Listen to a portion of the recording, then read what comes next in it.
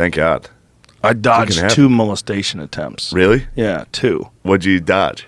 Well, I dodged one of them when I probably was like 7 or 8 years old. That was the scare. Well, they were both pretty scary, but that was the scarier one because I was at the library and I was by myself. You know, I was a latchkey kid.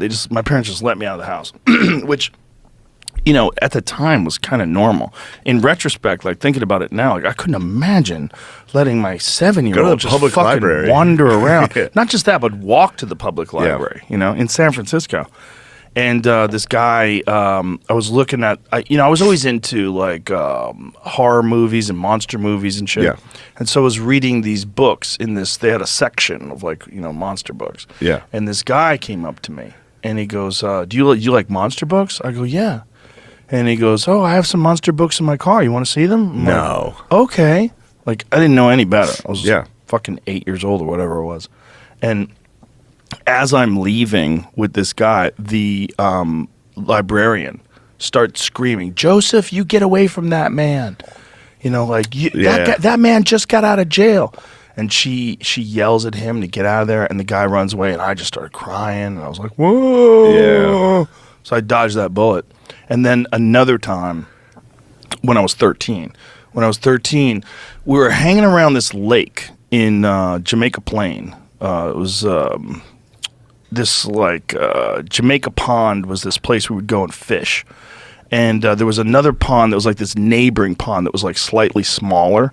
And this guy was always like running around the lake. He was jogging. And me and my friend Josh would be hanging out. And this guy would come over and talk to us. You know, he seemed like a super normal guy. He used to be a teacher and he had retired. And, you know, he probably was like in his 60s. Then one day, it's just me. He went for it. One day, it's just me. And I'm fishing. And he comes by and he's drunk. Damn. And he tells me he loves me, and I'm like super confused. How old were you? 13. Okay. And I had been talking to this guy on and off. I had seen him, you know, for months. Yeah. Like he'd come by, say hi. Yeah. It was always like casual, very good humored, very friendly, but he was like setting us up. And he comes by, and then I realize after he tells me he loves me, but there can be no love without sex. That's what he says. And I'm like, what? And I had a knife.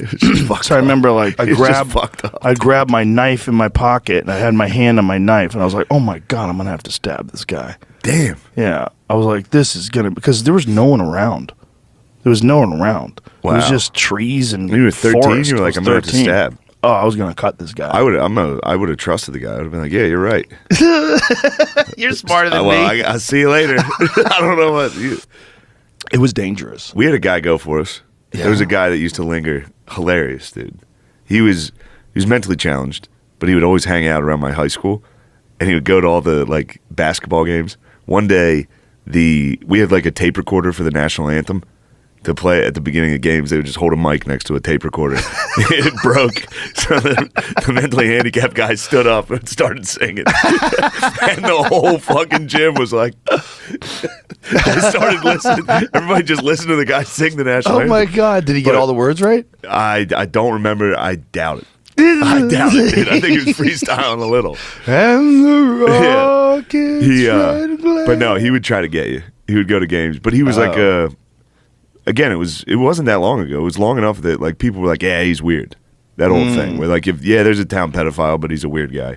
Yeah. So he would like be like, you guys want to play football? And we were little kids at the high school football game playing like touch football. And he was like, you guys want to come out to my car? I have Nerf balls. And we were all like, no, dude, stop trying to fuck us. Like, we knew what he was doing. He was like, all right, see you guys. Did he get away with it with anybody? Probably. If you get the mentally handicapped guy tricks you into getting into his car. Nerf balls. I got Nerf balls out. That's how he gets you? And we were just fully like... Nobody dude. would ever like take your advice again. No. Like, bro.